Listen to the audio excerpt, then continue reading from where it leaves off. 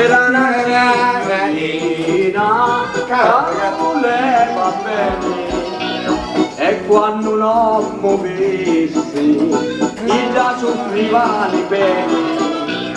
Chi bella luce mia, pari con grandi muri, ci carino di lume Camma tu e cuore e quando cantava Cia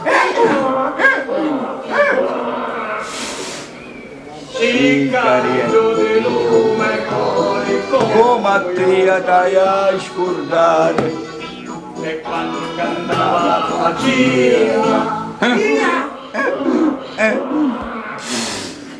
ci carino di lume come ti dai a scordare.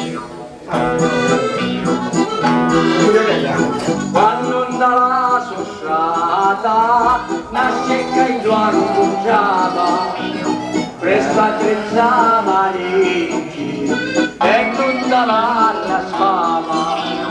Quando morì me mogli, gli altri a lui, ora che mo succetto, gli ha giunto tu mori. Mani grandi noi, ci carino di lume come io dai a scordare. E quando cantava Pacia,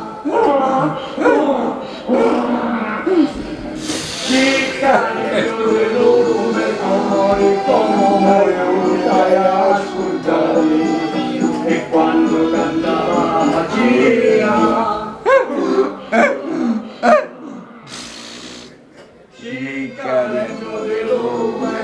Allora, signor Vincenzo, cosa c'è qua? Poi è un circo di amici della musica.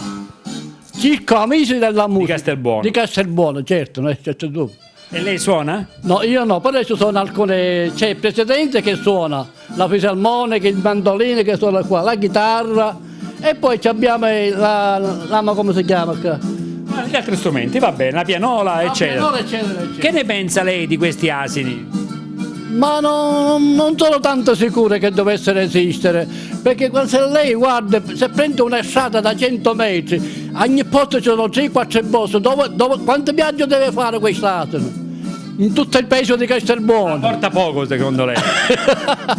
Ma poi scherziamo. Quindi non è d'accordo lei? No, io no. Però può essere una trovata per attirare gente. Può essere che sarà una reclama con l'asino a Castelbuono, può essere, però io non ce l'ho fiducia.